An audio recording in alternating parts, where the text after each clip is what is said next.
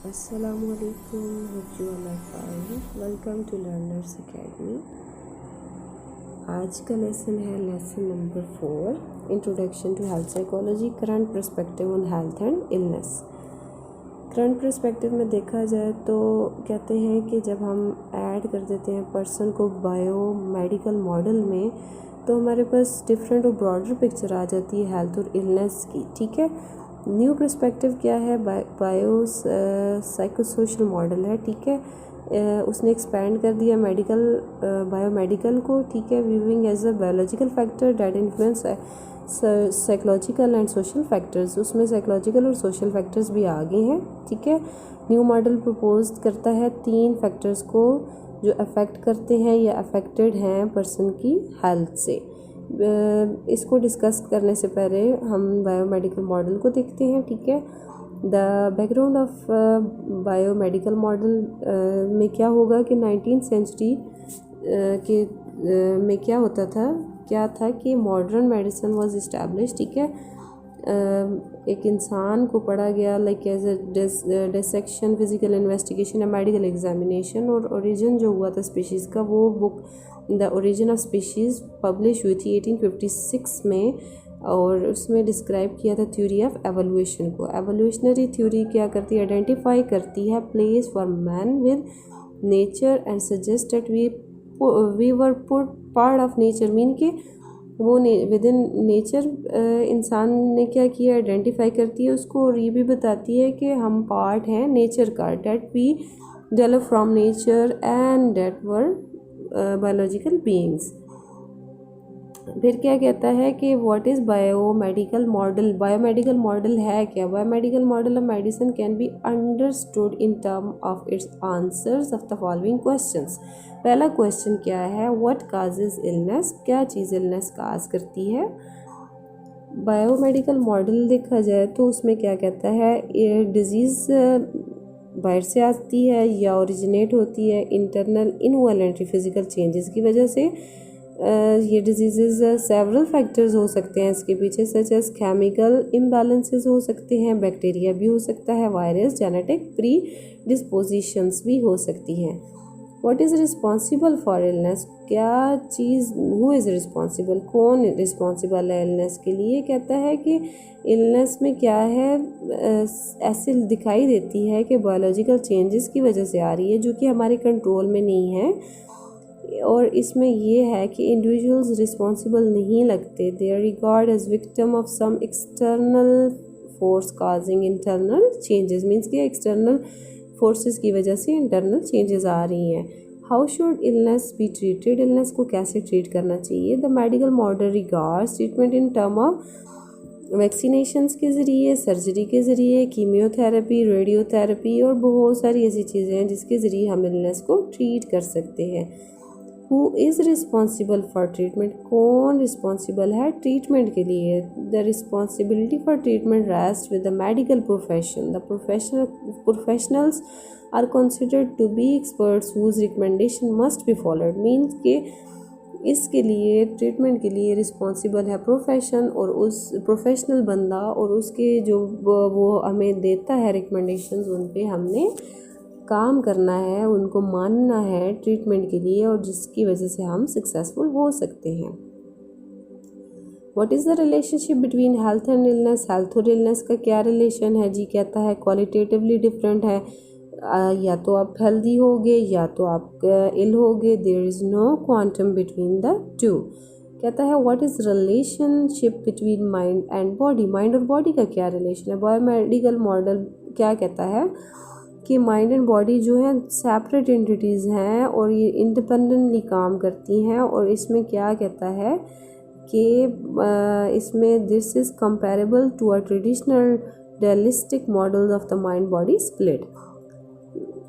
कहता है changes in the physical matter are regard as independent of changes in the state of mind, means physical changes regard हैं independent, और changes of mind भी means कि दोनों अलग चीज़ें हैं और इनका अलग अलग काम है, मीन्स अलग चेंजेस आ रही हैं। What is the role of psychology in illness, health and illness, psychology का क्या रोल है। तो कहता है कि इसमें क्या है, ट्रेडिशनल बायोमेडिसिन क्या कहता है, इलनेस में have psychological consequences but not psychological causes means consequences हो सकते हैं, काजेज नहीं हो सकते। कहता है पर्सन है उसको कैंसर क्या करेगा, अनहैप्पी कर देगा, लेकिन क्या है mood is not seen as related to either the onset और progression of the cancer.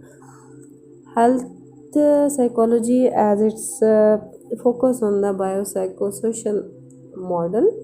Health psychology changes the mind body split by suggesting a role of the mind in both the cases and उसने किस बारे में बात की, role of mind की किन चीज़ों में, दो चीज़ों में काजेज़ में भी और ट्रीटमेंट ऑफ इलनेस में भी। Health psychology is the only field that completely adheres to the biopsychosocial model. ठीक है, बायोसाइकोसोशल मॉडल को क्या करती है, एडहेयर करती है। व्हाट काजेज इलनेस, क्या चीज़ इलनेस काज करती है। हेल्थ साइकोलॉजी सजेस्ट करती है that human being should be seen as complex system and that illness is caused by a multitude of factors. बहुत सारे फैक्टर्स की वजह से इलनेस हो सकती है, एक सिंगल कैजुअल फैक्टर जो है इलनेस नहीं काज करता। who is responsible for illness, illness के लिए कौन रिस्पॉन्सिबल है, combination of factor, the individual is no longer simply seen as a passive victim. ठीक है, कहता है एग्जाम्पल के तौर पे the recognition of the role for behaviour is the cause of illness mean that the individual may be held responsible for their health and illnesses. Individual को भी आप रिस्पॉन्सिबल ठहरा सकते हो उसकी हेल्थ और इलनेस में, क्योंकि उसने खुद अपना ख्याल रखना होता है।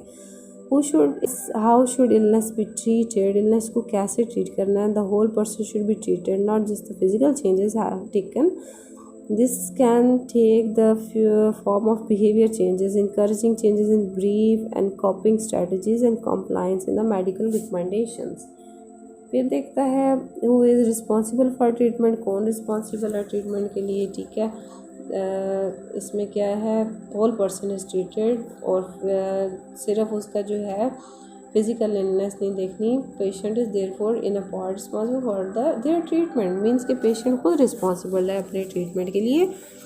This may take the form of responsibility to take medicine, responsibility to change belief and behaviour mean कि आपने रिस्पॉन्सिबल ट्रीटमेंट के लिए कौन है कि आपने जब ट्रीटमेंट कराना है तो आपने क्या करना है, मेडिसिन लेनी है, चेंज करना है बिलीफ एंड बिहेवियर को, और मे patient are not seen as victim. फिर कहता है what is the relationship between health and illness, health और इलनेस में क्या है वो but exist on the quantum means के हेल्थ और इलनेस क्वांटम की फॉर्म में है, जैसे कि हमने फर्स्ट या सेकेंड चैप्टर में देखा था कि जब हेल्थ डाउन होगी तो इलनेस स्टार्ट हो जाएगी, जब इलनेस ख़त्म होगी तो हेल्थ स्टार्ट हो जाएगी। मीन कि ये क्वांटम में 6 इनमें फैक्टर्स होते हैं, उन पे ये सारा काम करता है।